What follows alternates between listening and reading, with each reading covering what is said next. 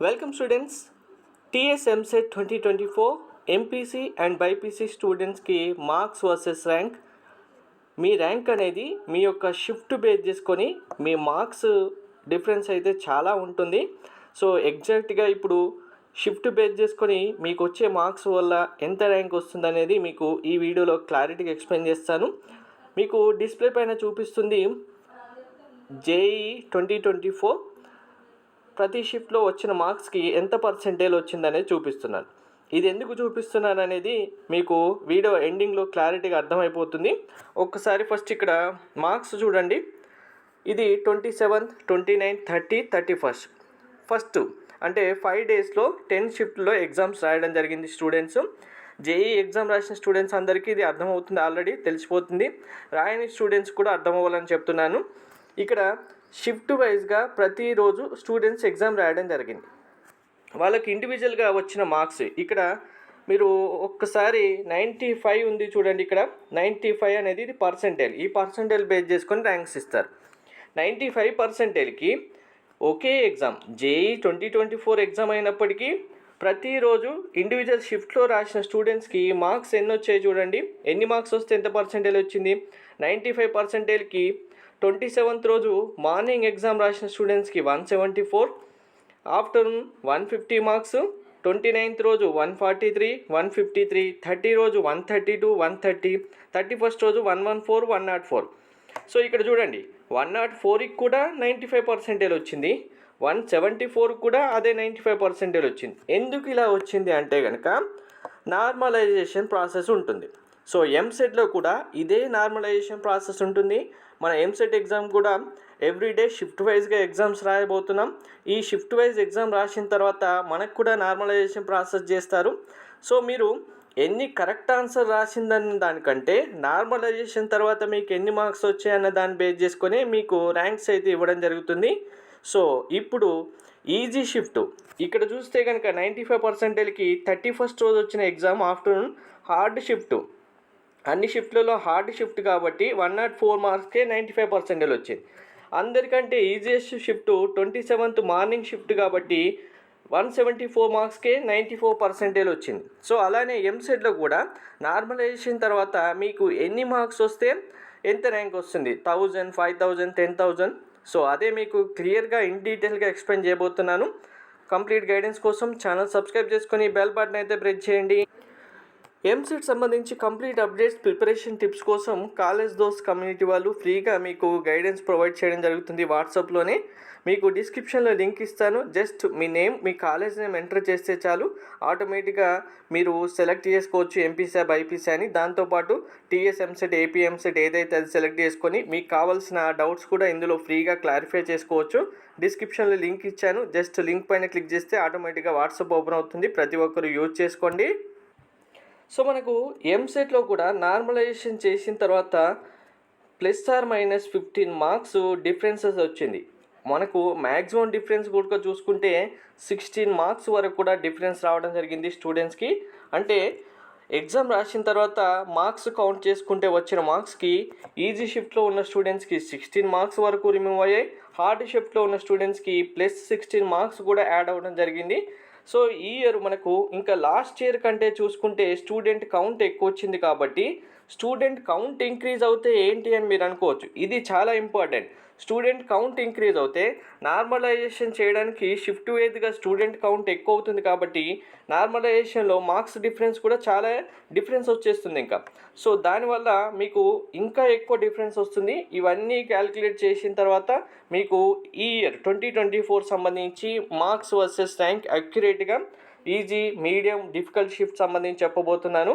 మీరు ఇక్కడ shift easy, maximum, moderate, డిఫికల్టీగా 3 ఎందుకు చెప్తున్నానంటే మనకు ఆ రోజు మీకు వచ్చిన పేపర్ ఎలా ఉంటే వస్తుంది. మీకు డెడ్ ఈజీ పేపర్ అంటే ఇప్పుడు మీకు ఫస్ట్ చూపించాను కదా 95%కి ఎలా వచ్చింది అనేది.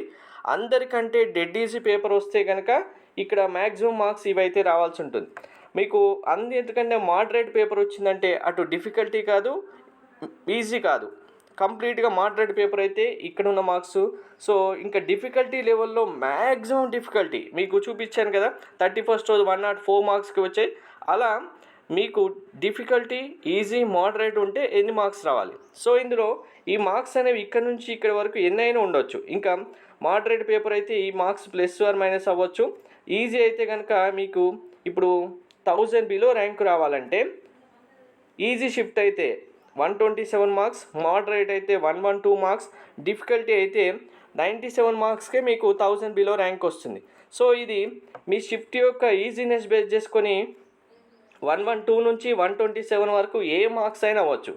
డెడ్ ఈజీ పేపర్ వస్తే మాత్రం ఇంకా షూర్ మీకు 127 మార్క్స్ వస్తేనే బిలో 1000 ర్యాంక్ వస్తుంది.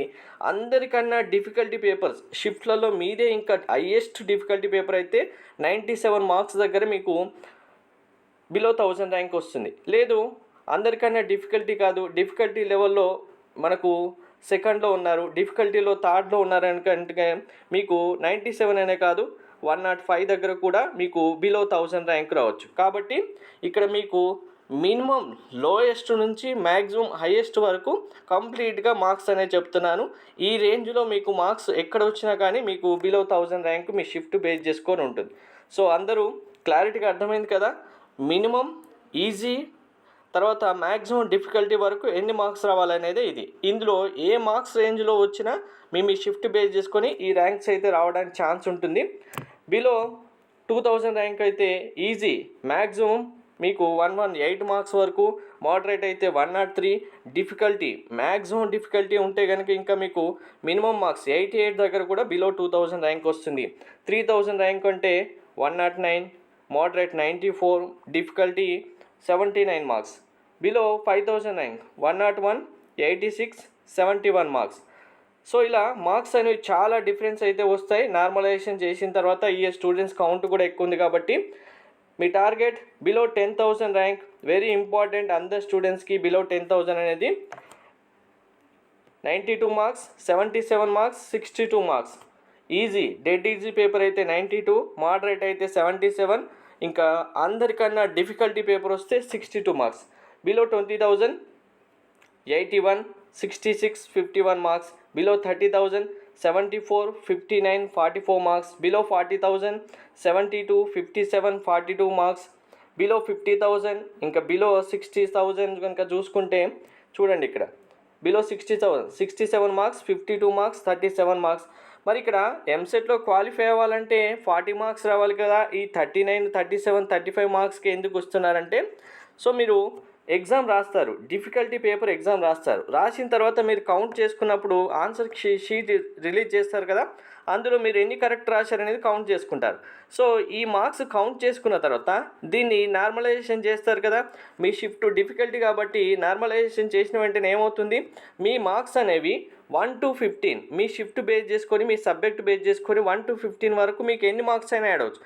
యాడ్ అవుతే ఏమవుతుంది, ఆటోమేటిక్గా మీకు ఈ మార్క్స్ అనేవి ఇంక్రీజ్ అయిపోతాయి. కాబట్టి మీకు బిలో 40లో ఉన్న students before normalization, after normalization అనేది మీకు డిఫరెన్స్ అనేవి ఇలా ఉంటుంది.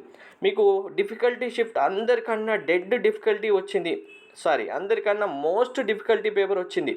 మీరు ఎగ్జామ్ రాశారు, ఎగ్జామ్ రాసిన టైంలో ఓన్లీ 35 మార్క్స్ మాత్రం రాశారు అనుకున్నాం. మీకు నార్మలైజేషన్ చేసిన తర్వాత అందరికంటే అన్ని సబ్జెక్టులో డిఫికల్టీ పేపర్ మీకుండి మీరు డిఫికల్టీ క్వశ్చన్స్ అన్నీ రాశారనుకోండి, మీకు మార్క్స్ యాడ్ అవుతాయి. అప్పుడు ఏమవుతుంది, మీ మార్క్స్ ఆటోమేటిక్గా 50 మార్క్స్ అవుతాయి నార్మలైజేషన్ తర్వాత. అప్పుడు మీ ర్యాంక్ ఏమవుతుంది, బిలో 70,000 అవుతుంది. సో అలానే మీరు డెడ్ ఈజీ పేపర్ రాశారు, 65 మార్క్స్ మీకు కౌంట్ చేసుకున్నారు ఎగ్జామ్ రాసిన తర్వాత.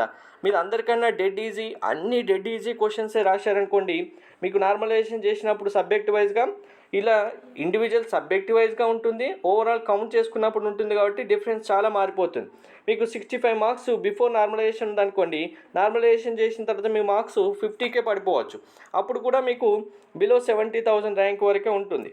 సో ఇది మెయిన్గా నార్మలైజేషన్ అనేది చాలా ఎఫెక్ట్ చేస్తుంది. సో దీన్ని బేస్ చేసుకొని మీ టార్గెట్ ర్యాంక్, మీ షిఫ్ట్ ఈజీనా హార్డా ఎలా డిసైడ్ చేసుకోవాలని ఆల్రెడీ వీడియో చేయడం జరిగింది. దాన్ని బేస్ చేసుకొని మీ మార్క్స్ అయితే ఇంకా వచ్చిన తర్వాత డిసైడ్ చేసుకోవచ్చు.